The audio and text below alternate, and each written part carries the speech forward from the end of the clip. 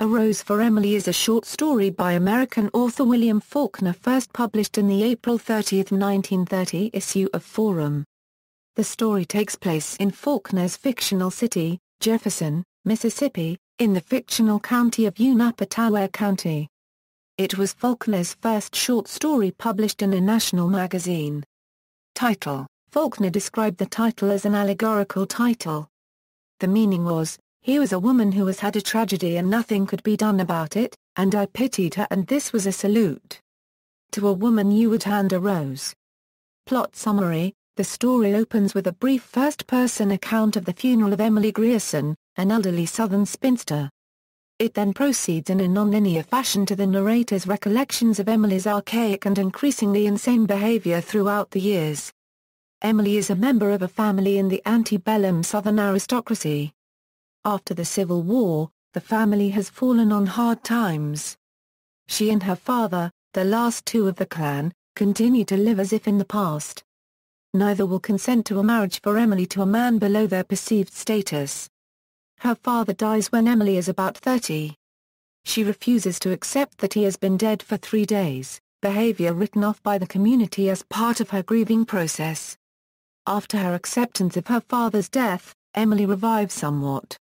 She becomes friendly with Homer Barron, a northern laborer who comes to the town as a contractor to pave the sidewalks. The connection surprises the rest of the community. The match would have been far below her earlier standards, and Homer had himself claimed that he was not a marrying man. The town appeals to Emily's distant cousins. They are her closest remaining relatives, but they have been on bad terms with Emily and her father, and had not even been present at her father's funeral. The cousins arrive at Emily's house, but quickly gain a reputation even worse than that of Emily. The sentiment of the town rallies behind Emily in opposition to the cousins. Indeed, during this time, Emily buys arsenic from a druggist's shop without giving her reasons for needing it. Neighbors believe that she means to poison herself with it. However, her relationship with Homer appears to solidify, and there is talk of marriage between the two. Homer leaves the area for a time, reputedly to give Emily a chance to get rid of her cousins, and returns 3 days after the cousins have left. One person reports seeing Homer walk in the house at night, which is the last contact the neighborhood has with either of them for a long time. Despite these turnabouts in her social status, Emily continues to behave haughtily, as she had before her father died. Her reputation is such that the city council find themselves unable to confront her about a strong smell that has begun to emanate from the house. Instead, they decide to send men to her house under the cover of darkness to sprinkle lime around the house, after which the smell dissipates. The mayor of the town, Colonel Sartorez, made a gentleman's agreement to overlook her taxes as an act of charity, though it was done under a pretense of repayment towards her father to assuage Emily's pride. Years later, when the next generation has come to power, Emily insists on this informal arrangement, flatly refusing that she owes any taxes. The council declines to press the issue. Emily has become a recluse, she is never seen out of the house, and only rarely accepts people into it. Her black servant does all her shopping for her.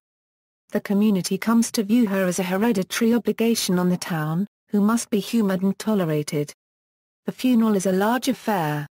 Emily had become an institution, so her death sparks a great deal of curiosity about her reclusive nature and what remains of her house. After she is buried, a group of townsfolk enter her house to see what remains of her life there. The door to her upstairs bedroom is locked.